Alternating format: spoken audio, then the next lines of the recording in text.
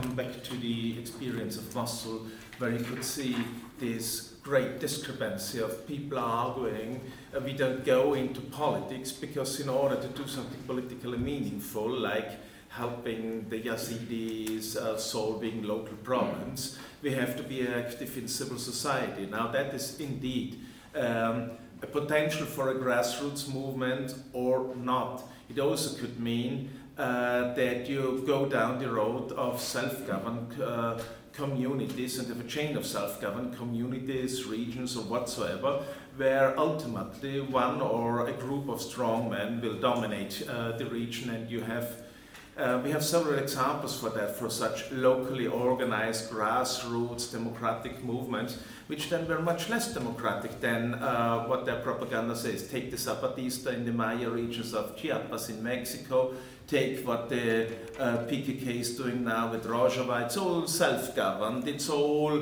grassroots, but honestly, believe me, if you favor a Western European lifestyle, you would not like to live in such a community.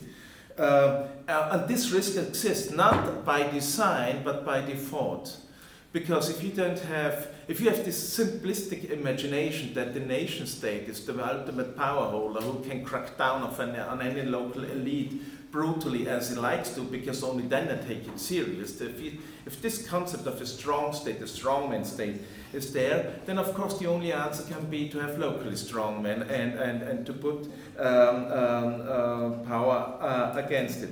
Now coming to the grassroots movements again, I think one of the colleagues said about a post-democratic society and Habermas. Now I admit that I don't like Habermas very much, but the core question is, what does this post-democratic mean? In combination with the argument I made before, it gives an inkling of, is it pre-dictatorial?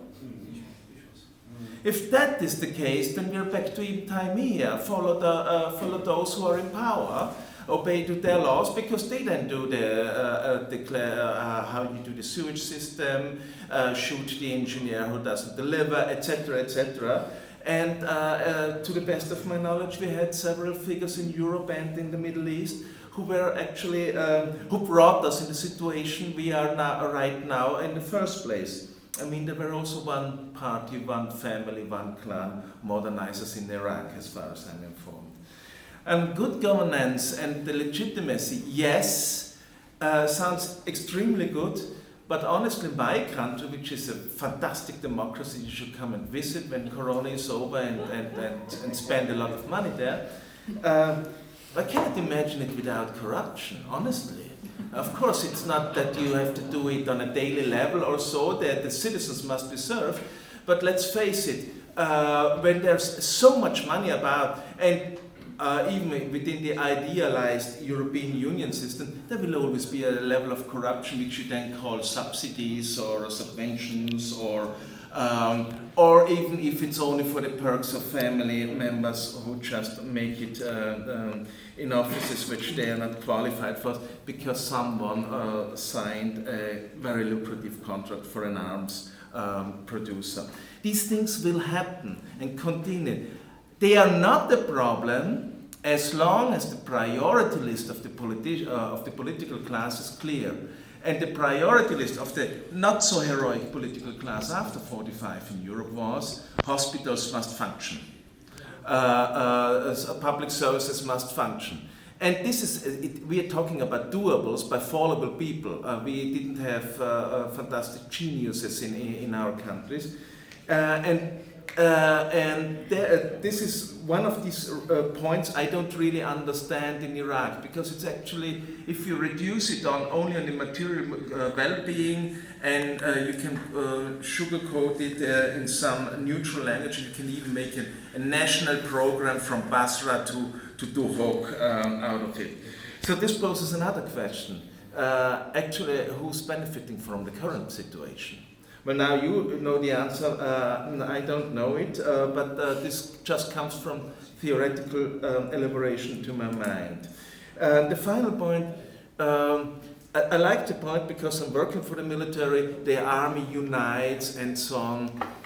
Honestly, if you have a multi-ethnic nation and you put money into the army, Das ist first of all multi-ethnic armies I know, the Russian, the Austro-Hungarian and so on, have a clear group of human beings who are select to lead. In Austria it was the German, Austrians and the Hungarians, and the rest is just second class. This never worked, but and you need something which goes beyond an ordinary managed state, like an emperor or an emperor-like figure, and the project. Contrary to the very different was a little bit more in Italy, where it really worked. The Italians are very diverse. There, the World War I and the military experience really unified and steeled the nation. Now you could say there was a long war you had also, but it did not serve for a society, a unification in the society. But it would be a try. However, this would lead then back to security sector reform, and that is from a theoretical viewpoint, and I cannot talk about practical experience because I'm not clear for that. From a theoretical viewpoint, security sector reform in Iraq is simply a nightmare, even from starting with terminology.